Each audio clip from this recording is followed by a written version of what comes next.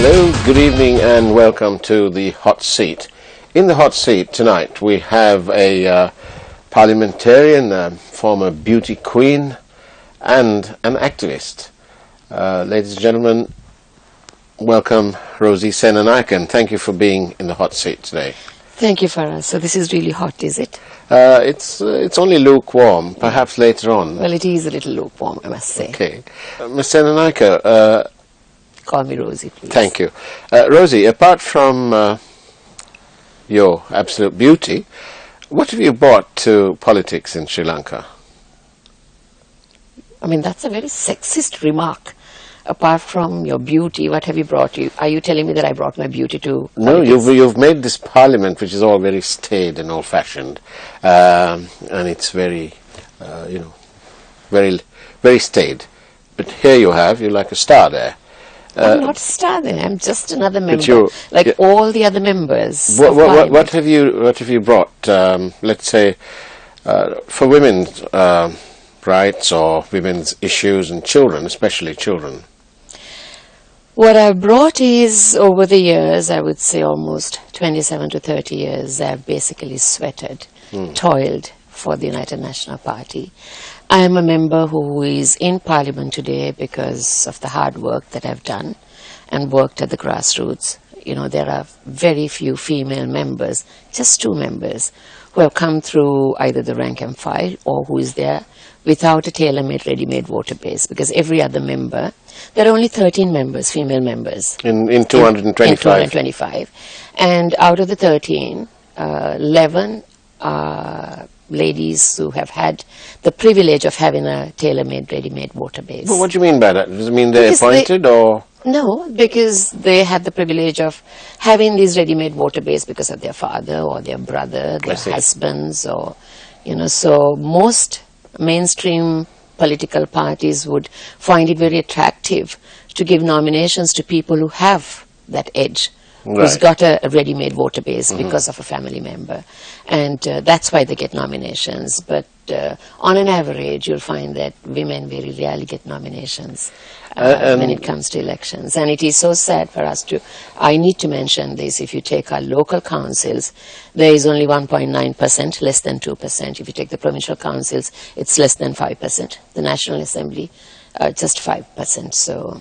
Why is that? Why do you think ladies in this country are not so involved in politics? There are many excuses given, saying that first, it's the electoral system. The first past the post system is no more, and we are in a PR system, which, basically, I suppose anyone who is contesting under the PR system needs an enormous amount of finances to fight the elections. Because you need to... the entire district, yes. Okay. Now, I have to fight 15 electorates to get elected. And on top of that, my constituency is the smallest in the entire country. I only have 38 voter base. So it is the smallest. And from a voter base like that, by the time the UMP gets its votes, I can only poll the maximum 5,000 to 6,000.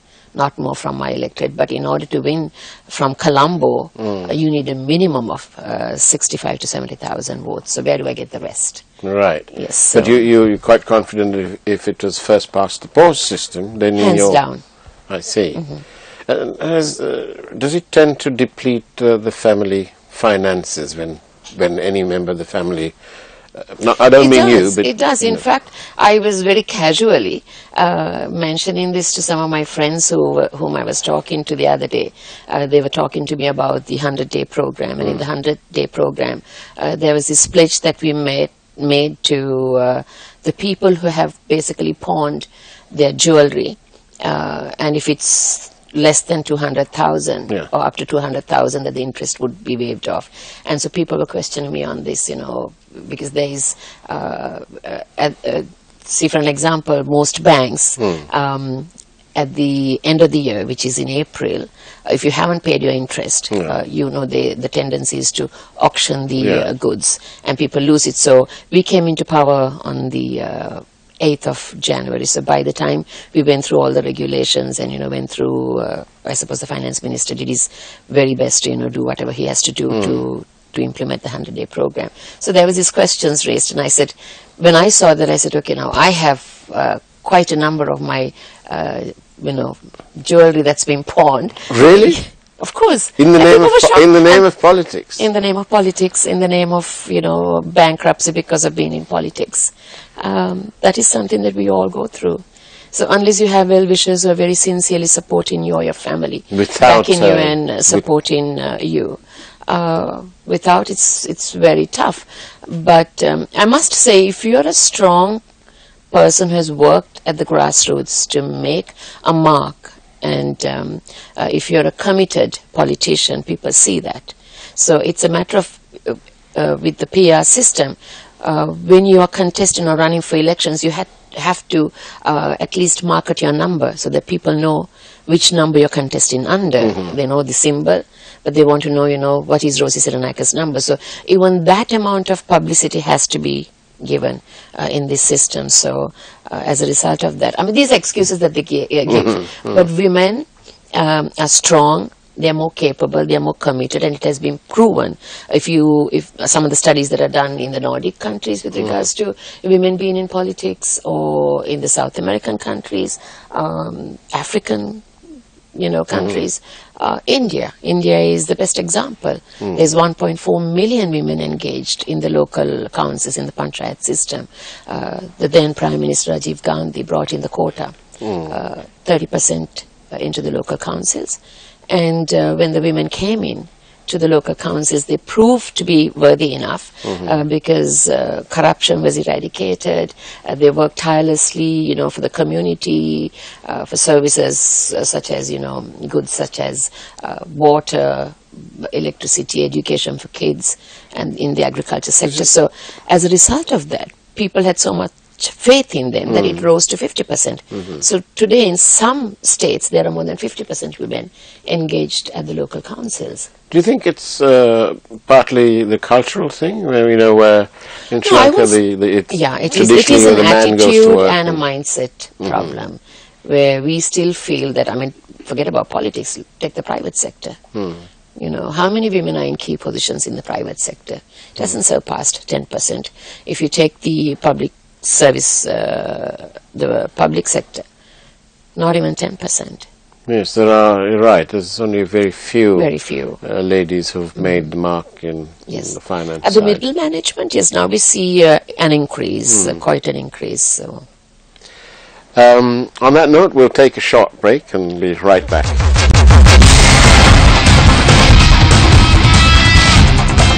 Welcome back to the hot seat with Rosie Serenaka this evening. Rosie, as the State Minister in charge of Child Affairs, what have you done anything substantial? What have you done about these about children's care? I must clarify the present position of the government.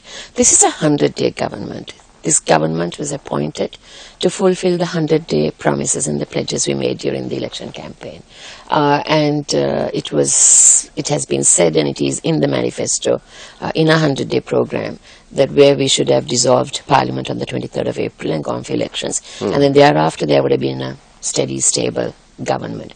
So in the 100-day government, we were supposed to fulfill the 100-day program. At the same time, we were supposed to, look at the subjects that came under our purviews, and to, look at short-term, mid-term, and long-term work in the relevant ministries. So under my 100-day program, I had a number of points that I had to work on. One was the nutritional package to the pregnant mothers, 20,000 rupees worth of nutrition to eradicate the low birth weight rate in this country. And as you won't believe it, 1 in every 5th child that is born underweight. And when children are born underweight, they're born with so many complications. And the first 5 years are the most important and the most formative years in a human being. So early childhood is very important. So early childhood care is important. So from the time the child is conceived in the mother's womb, looking after taking care of the child's nutrition, and thereafter after birth, nutrition, security, and education, the first 5 years. So this came under my purview under my ministry. So I had to normally, because the 20,000 nutritional package is a huge program, because on an average there are 400,000 children being born annually. So I needed to, basically look into how I was going to disperse the 20,000. What kind of nutrients were we going to give? Are we going to give cash transfers, or are we going to give the goods? So I had many rounds of talks with experts from nutritionists to gynecologists to child specialists to people who work on the ground with regards to, pregnant women. I had talks with my line agencies, line ministries to get the best advice. So I had this think tank and an advisory committee come on board, and after having many rounds of conversations, we decided that it was going to be 2,000 rupees worth of nutrition for 10 months, starting from the 4th month of pregnancy until up to delivery, and thereafter was breastfeeding as well. So the 10 months, and what was going to be in the 2,000 rupees. So we had nutritionists from the WHO, from UNICEF, from the health ministry, and people from outside as well, specialists, to come on board, and they gave the package. Then I had to see exactly what kind of mechanism was I going to use to disperse these. So then I met with the GAs, and I had a wonderful encounter and meeting with them, where they were so enthusiastic to deliver this and to give this to the pregnant mothers. They came in as partners, and they wanted to be stakeholders, and they gave me their support. So GAs, AGAs, divisional secretariats. So it was normally to do a program like this, it would take 6, 7, 8 months to 1 year. But you fast-tracked the whole lot. Yes. Excellent. That's efficiency. Within 6 weeks, I was ready to deliver, and I delivered on the 21st of March. And it is, of course, there are hiccups here and there. And yes, I was going to ask you about that. There were a couple of issues reported from the Norelia district. Within 24 hours, less than 24 hours, I called up the GA, and I wanted a report on my desk within 24 hours, and I must say it was there on my desk. And the perpetrators were taken to task. They were taken to courts, and they were fined. I had a telephone call from a person in Hatton, and told me that his wife's just given birth, and there was a shortage. It wasn't so many grams or kilos, whatever it was. There was some shortage. Yes, there was. This is all reported in this one particular AGS division.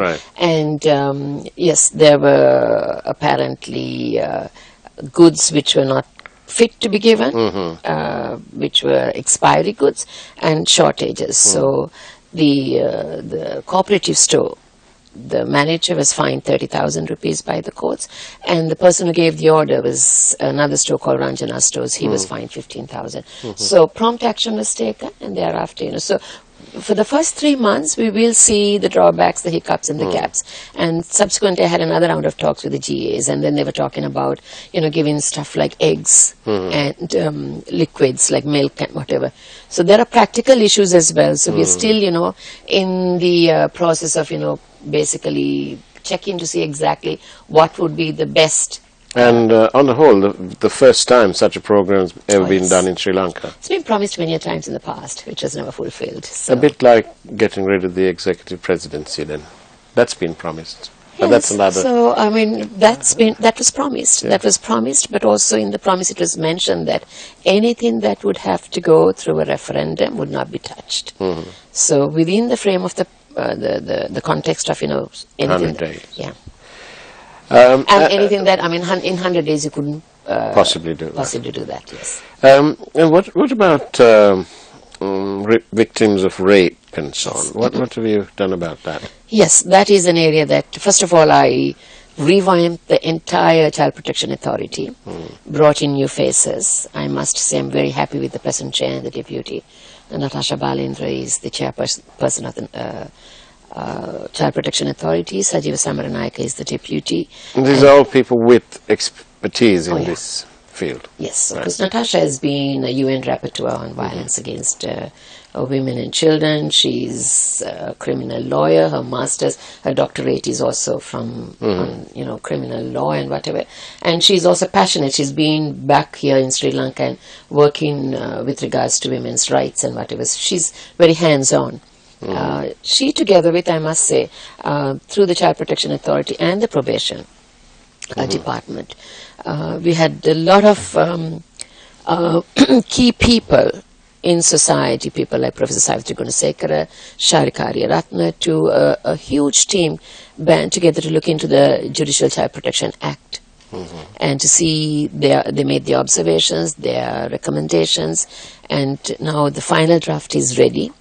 It's with the AGS department, and I spoke to the Justice Minister even just the last week, and he said maybe at the next parliamentary session we should be able to, present it. I detect so much of enthusiasm and keenness, Rosie.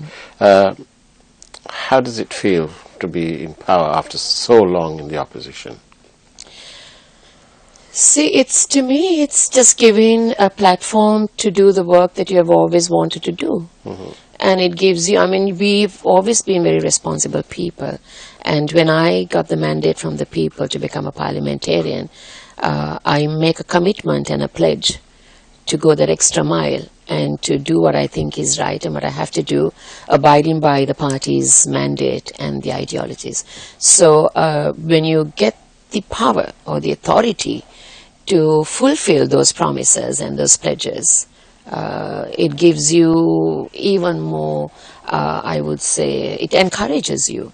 It's just an encouragement, because there were times for us when I was so frustrated. I've been saying this, I don't know whether I should be mentioning this on national television. See, I have always traveled the breadth and the length of this country fighting elections. And every time I go, I see people, what hardships and difficulties that they go through. The people who are destitute, lost and suffering, children, whether it's in the estate sector, whether it's in the north and the east, or in the deep south. And it grieves you. I have had many days in my prayer time fighting with God, asking, why are you taking me through this when I don't have the power to help these people, So when you have a platform to do what you want to do, and that platform is also not a straight, wide platform, it's sometimes it can be very frustrating when you have to work within limitations, and you need to work with line agencies, line ministries, and sometimes your enthusiasm, the kind of page that you are in, the rest may not be. Yes. So then it becomes very frustrating at times. But nevertheless, having this platform, this edge to do what you think that you could do, and to explore the capabilities and the capacity that you have within you to give.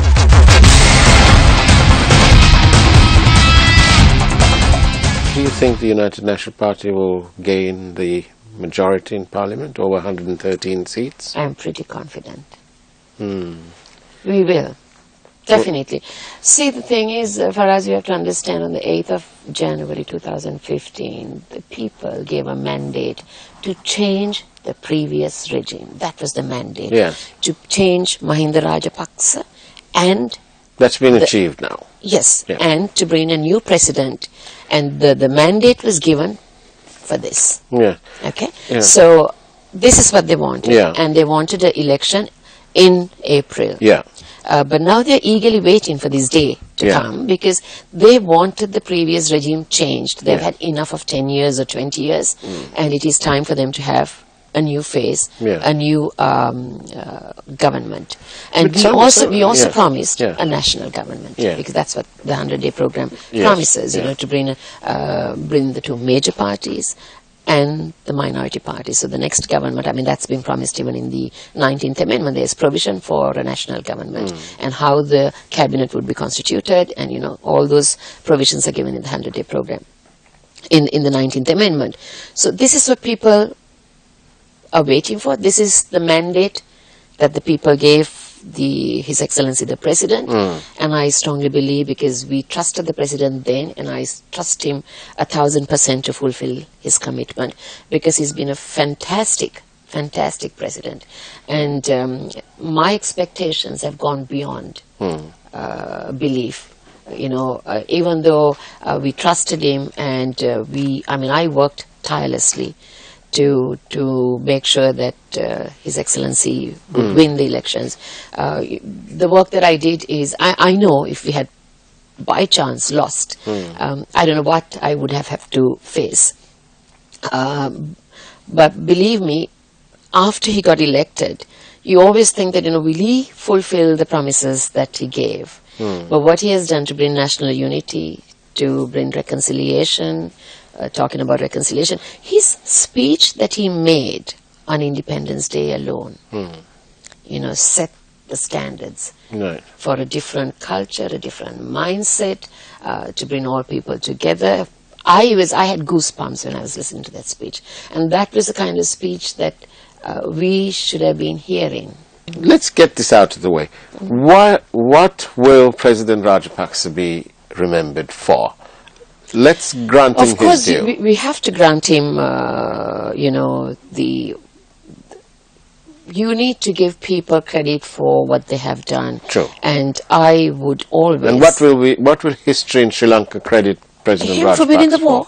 For winning the war. Winning the war, of course. Winning the final stages of the war. Right. But I must say, while saying that, Faraz, I must say there were numerous leaders who did their part, and Ranil Wickremesinghe was one of them. And I always say that the war was like running a relay, and Ranil Wickremesinghe ran my Prime Minister, ran the fastest and the longest distance in this relay, and gave the baton to Mahinda to win the war. But so he will be recorded in history as the man who led this country towards peace. Oh, yes. Right. Yes. No, towards peace is questionable. Why didn't Ranil Wickremesinghe nominate himself to challenge President Rajapaksa? I'll tell you why. This is my opinion. This is not the party's opinion. No. I strongly believed that using the government machinery, mechanism, the state media, and portraying a lie over and over again and telling the people, this is it, there is, foreign invasion, there is foreign this, foreign that, and, sometimes people tend to buy this lie. When a person from that camp comes out and says, yes, they are corrupt, this is what they have done to the country, this is how much, so that's more potent than... Yes. Right. I mean, that's what I believe. And so it was a good thing. I mean, we've been saying this to the general public over and over again, day in, day out. But, they would sit and think, but they're saying something else. And we didn't have the machinery, the mechanism, because we didn't have the state media. We didn't have the kind of funding. Can you imagine 400 billion state money, public money being used for an election campaign? So when somebody who is so powerful in that camp comes out and says, I am challenging this man because this is where this country has gone and we need to make changes, it gives that extra edge. In the last few days and some weeks, I suppose, we've seen a lot of arrests being made. Do you think these arrests are politically motivated, vindictiveness, or is it really the law must follow its course? I strongly believe that the law must follow its course, and we were blamed for not following the promises we made, because on every platform during the election, Faraz, whether it was Champika Ranaweka from the Jatika Helurame, or whether it was us, whether it was the president, all we spoke about was corruption, and no law and order.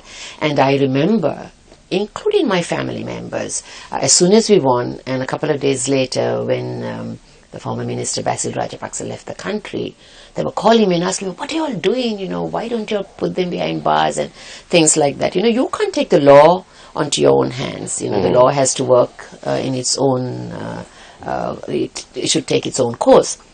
And of course, yes, so loads of people very enthusiastically came out with, this corruption, that corruption. Files were brought to the JVP, to our party, to practically everyone. And, the bribery commission was inundated with so many, and they had never been. Obviously, they were not used to working because it was inactive and ineffective. So they had to revamp the bribery commission, reappoint people, get the infrastructure and the mechanism and the human resource set up there. Rosie, what is your feeling? How do you feel now that you're in power? Well, how do you feel? What is power? What is the definition of power? You think that, you get some kind of energy or what? You must be, I don't know. You must be energized now that you're able to do everything that you... No, I'm not able to do everything. I wish, because this is a 100-day... I said 100-day government, 100 days. I will be energized after the next election when I know I have a 5-year or a 6-year tenure. And now, thanks to the 19th Amendment, you will have almost a full term, 4.5 years minimum. Exactly. So then that would give me that amount of energy to go and do, the short term, the mid term, and the long term program that I would. So perhaps that is the biggest achievement of President Sirisena in this 100 days, that he's given you this ability to have a parliament for 4.5 years. And the biggest achievement would be to bring stability to the country and to bring reconciliation, because we are a multinational, multi-religious, multicultural society. We need to live in harmony, and as our national anthem would sing, we need to be like one family. Rosie Senanayake, thank you very much for being in the hot seat today. It was very hot. Thank you. Thank you.